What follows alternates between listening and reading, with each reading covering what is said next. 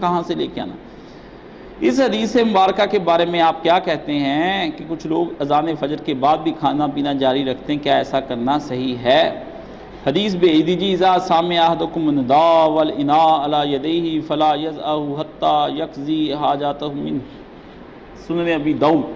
عزیز گرامی, میں آپ کو ایک بات بتاؤں, مسئلوں کے ہو جاتے ہیں مغالطے. یہی مسئلہ ہمارا حافظ زبیر علی زئی صاحب نے مولانا مرحوم کے اوپر ایک مضمون لکھا تھا کہ مولوی اسحاق کی جہالتیں. باقی تو چلو اس نے روایات کے بارے میں لکھا جی یہ ضعیف ہے وہ ضعیف. مسئلہ اس نے جب لکھا نا فقہی مسئلہ, یہ اس کو ایک ہی ملا.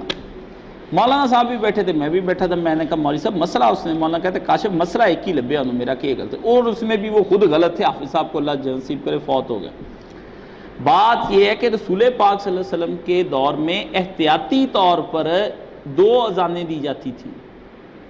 جیسے آپ جمعے کی 2 اذانیں دیتے ہیں نا, حضور کے دور میں ایک ہی اذان ہوتی تھی جمعے کی, جو 2 تھی وہ 1 کر دی, جو 1 تھی وہ 2 کر دی. فجر کی 2 اذانیں تھیں, وہ 2 اذانیں حضور پاک نے اس لیے فجر کی بنوائی ہوئی تھیں کہ کوئی آدمی اگر روزہ رکھتا ہے تو اچانک وہ کھاتا پیتا ہے, اس کو جلدی جلدی میں وہ کیا کرے گا, منہ میں ڈالی ہوئی چیز کوئی نگل دے گا, کوئی رکھ دے گا, کیا کرنا ہے, پریشان ہو جائے گا.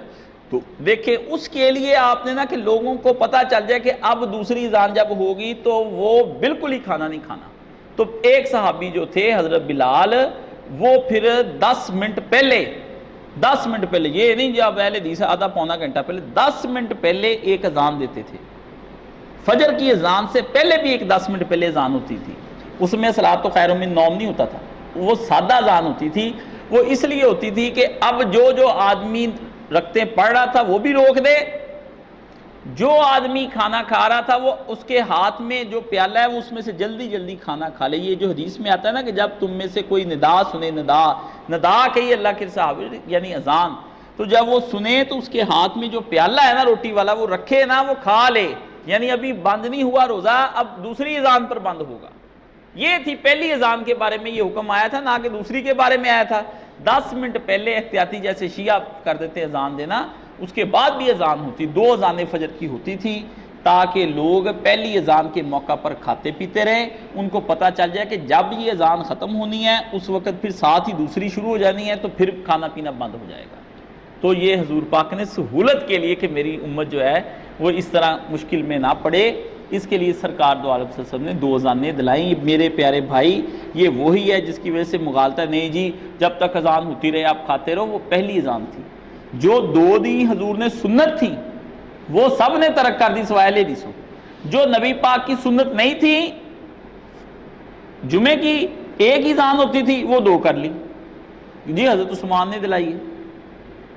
دیکھیں کیسا اس امت کا دماغ خراب. مسئلہ سمجھ آ گیا؟ پھر بتا دوں آپ کو دوبارہ کہ یہ کام ہو جائے گا, سیٹ ہو جائے گا نا. سحری میں دیر اتنی کر دو کہ سورج نکل آئے.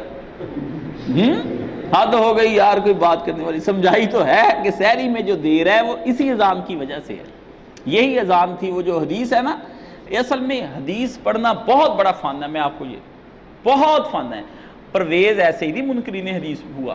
پرویز سمجھدار آدمی تھا بالکل. آپ اس کی کتابیں پڑھیں, بڑا اچھا رائٹر, نثر نگار, انگریزی بڑی ول اس کی, بڑا اچھا زبردست قسم کی, بہت خوبصورت لکھتا تھا. کمال کی اس کی پڑھنے والی تحریر, مزے کی ہے.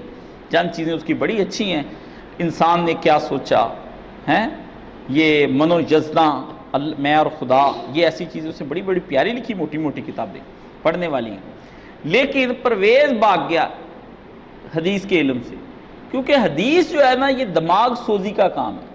دماغ جل جاتا ہے آدمی کا محنت کر کر کے اس کے اوپر. اب جس کا دل چاہتا ہے درس حدیث دیتا ہے. اس لیے اہل حدیثوں میں بھی فرقے ہو گئے. جس کا دل حدیث کی کتاب لے کے پڑھنی شروع کر دی. حدیث باقاعدہ ایک فن ہے, تفقہ ہے, قرآن مجید کی تشریح ہے.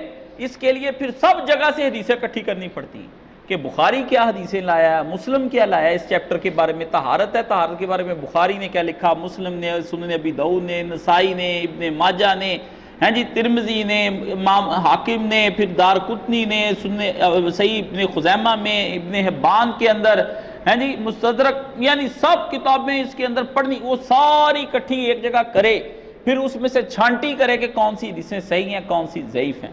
پھر اس میں سے بھی چھانٹی کر کے دیکھے کہ اس کے اندر سے ایک تفہم کیا نکلتا ہے جو صحابہ کرام نے سمجھا، پھر دوسرا تفہم اس کے اندر سے نکالے کہ اس کے اندر بڑے 4 امام ہیں انہوں نے کیا سمجھا، پھر اس کے بعد تفہم نکالے کہ اس کے بعد متقدمین کے بعد متاخرین نے اس کے اندر سے کیا سمجھا، پھر فقہ کی ساری بحثیں دیکھے بھی ہر عالم نے اس کے اوپر کیا لکھا، پھر سوچے کہ زیدیہ نے اس کے بارے میں کیا کہا، امامیہ نے اس کے بارے میں کیا کہا، عباسیہ نے اس کے بارے میں کیا کہا، جعفریہ نے اس کے بارے میں کیا کہا، ان کی آراء کو لے کر آئے، ابن حزم نے اس کے بارے میں کیا کہا، جو ظاہری تھا اس نے اس کے بارے میں کیا لکھا، سب کی کتابوں کو اکٹھا کر کے رکھ کے پیش نظر رکھ، پھر ایک نتیجہ نکلتا ہے، پھر جا کر بندے کو پتہ چلتا ہے حدیث کیا ہے۔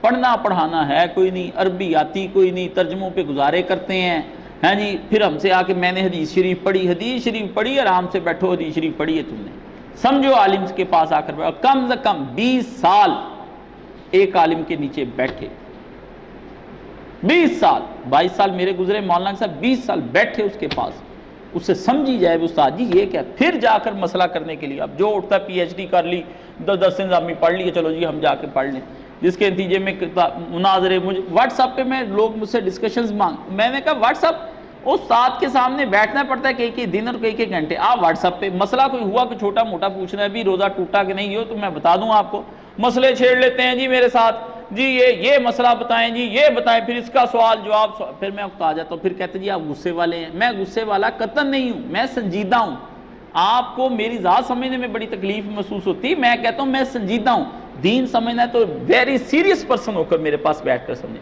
اگر آپ نے نہیں سیکھنا تو ڈزنٹ میٹر، میں کہا آپ سے کہہ رہا ہوں کہ آپ سیکھیں، پھر جو بتاتا ہوں چپ کر کے عمل کریں، دلائل نہ مانگے مجھ سے، اس لیے میں حوالہ دینے سے گریزا ہوں، وہ جو سیکھنا چاہتا ہے نا، کچھ بننا چاہتا ہے، وہ آئے میرے پاس، بیٹھے ادھر، کھانا پانی سب کچھ کروں گا، اس کی خدمت کروں گا، خود اپنے ہاتھ سے ٹانگیں دباؤں، اس کا جوتا صاف، لیکن نہیں یہ جو چلتے پھرتے نا، کبھی آ گئے کبھی نہ آئے، کبھی بیمار پڑ گئے کبھی خوش ہو گئے، فارغ میری طرف سے، یہ گھر ہی بیٹھے ہیں آرام سے، کیا پڑھنا ہے انہوں نے۔